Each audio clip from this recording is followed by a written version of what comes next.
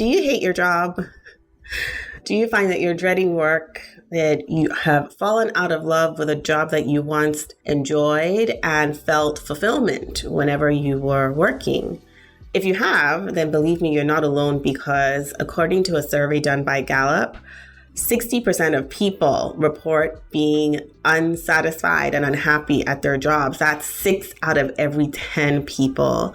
And this is resulting in every month millions of people leaving their employers in search of more engagement, more fulfillment, and let's be honest, better money, better pay, right?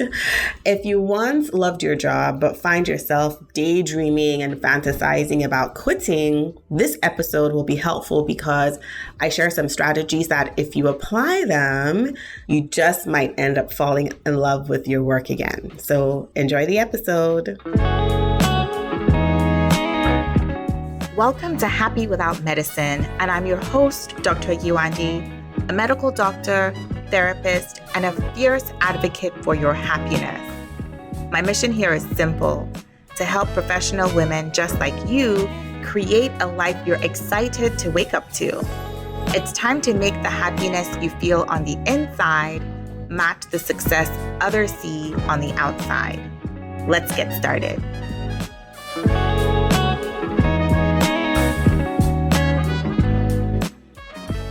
Have you ever heard of the Sunday scaries?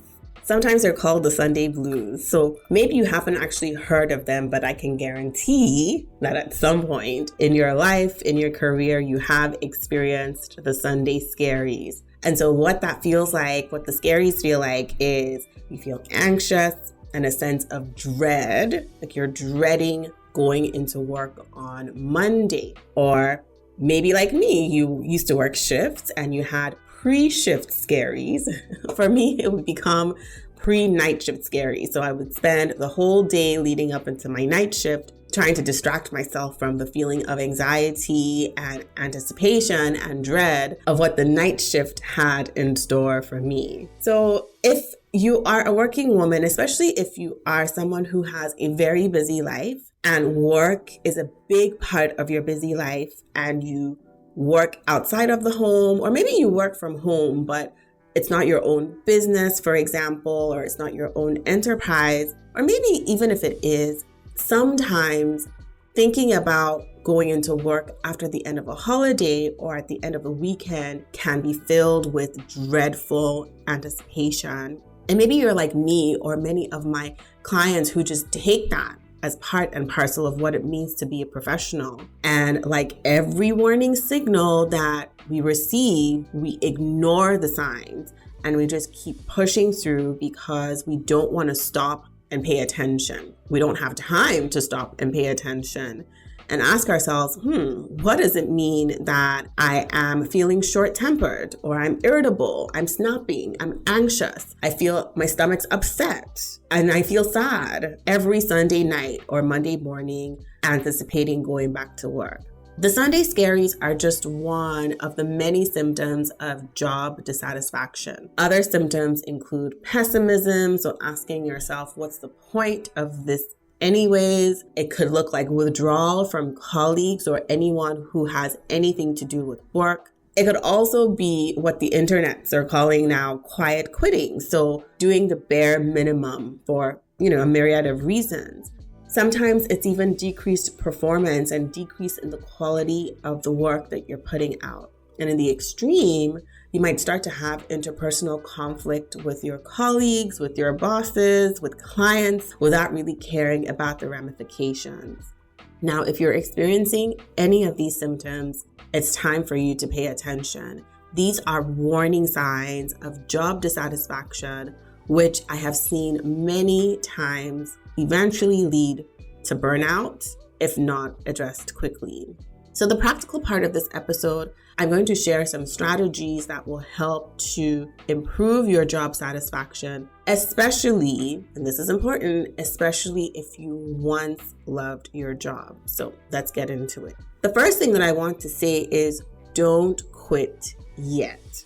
The pandemic has taught us so many lessons, including the extreme importance of reprioritizing our lives. So keeping the main thing, as one of my friends will say, keep the main thing. So things like our health, our relationships, reprioritizing such that we are putting those on a higher level than maybe we were doing prior to the pandemic. And this has resulted in what we see now, the Great Resignation, where millions of people have left and continue to do so, by the way, have left their jobs in order to honor their priorities. So this looks like people quitting their jobs to become stay-at-home parents. It looks like people moving to a completely different city or state or province altogether in order to be closer to the people that they love. It looks like, for example, like me, switching the trajectory of your career altogether.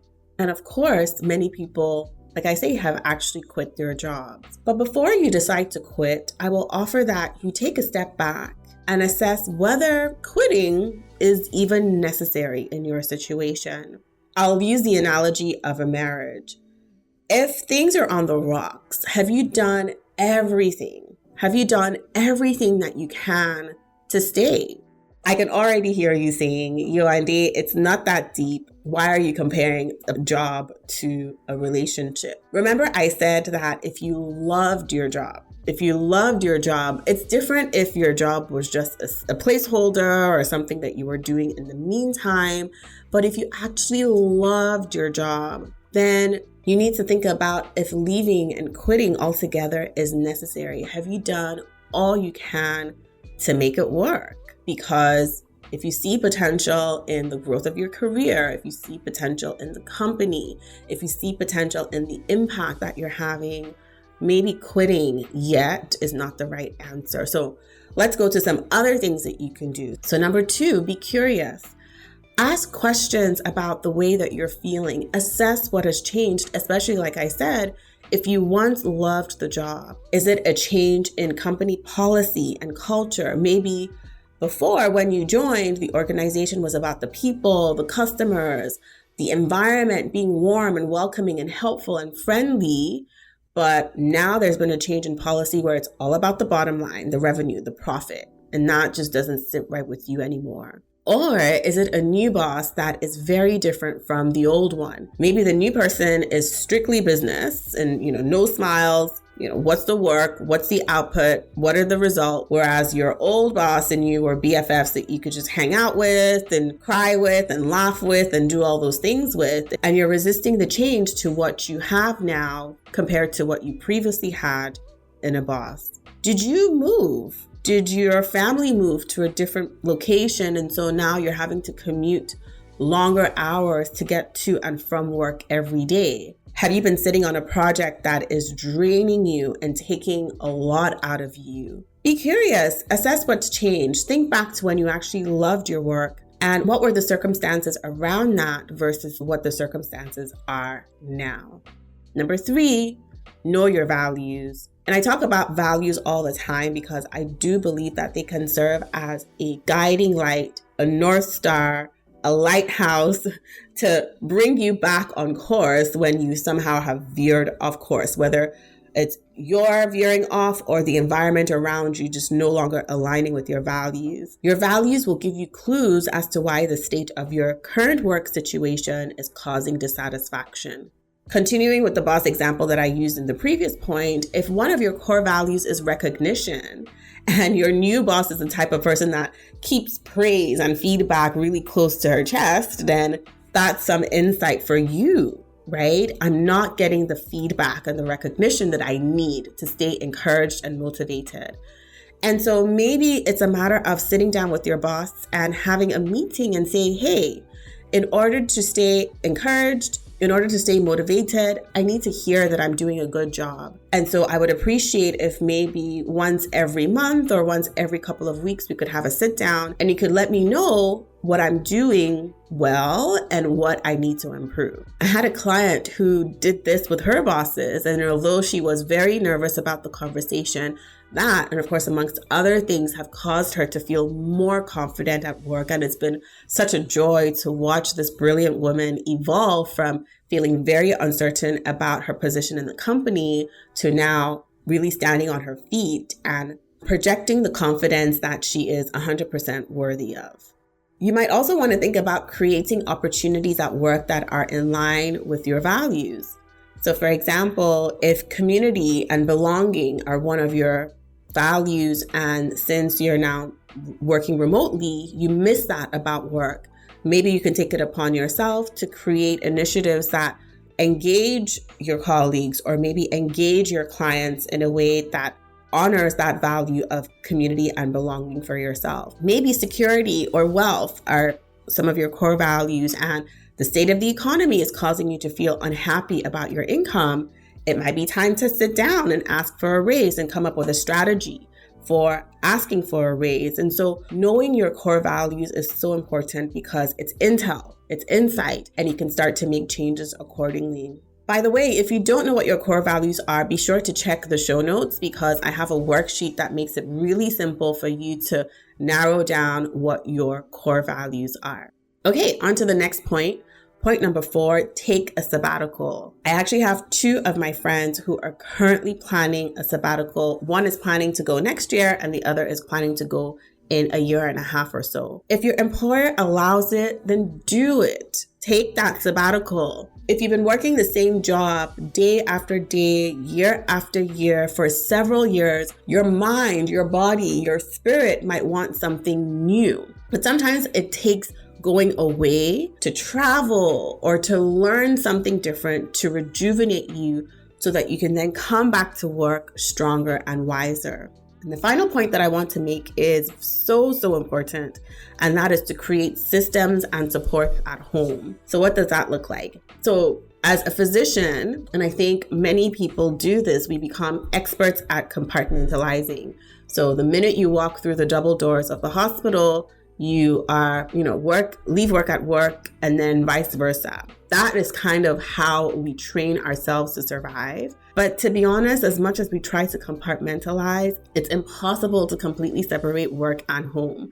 I know that there would be times when I would try to push whatever was happening at home. Maybe my child was sick, push it away from my mind. But as I'm working, I would sort of get it bubble up to the surface and I would have to suppress it. So work and home will always intersect and influence each other, especially if you've been working from home like a lot of us have been. There are 2 things that I strongly encourage every working mom should have, and those are systems and supports. So I was on a webinar just yesterday, and this therapist, so she owned a practice that had multiple other therapists that worked there, and she was sharing how she was literally on her way to the cottage with her family, and the administrator of the office called in to say that she was sick. And there were other therapists working that day, so the office had to stay open. And so normally what she would have done was she would have turned the car around and headed to the office to handle the front desk herself. But now she had easy to follow systems in place that she could have anyone do. So she made one phone call and told the person where the binder was, and that had all the steps to follow when someone came in. What do you do next? And then what do you do? And then what do you do? So it was a process that was easy to follow. In corporate, these are called standard operating procedures, or SOPs. And yes, you use them at work, but SOPs are so important for your home as well. What is your morning rhythm and routine like? What about after school? What does that rhythm and routine look like? What's your nighttime rhythm? What's the first thing that you do?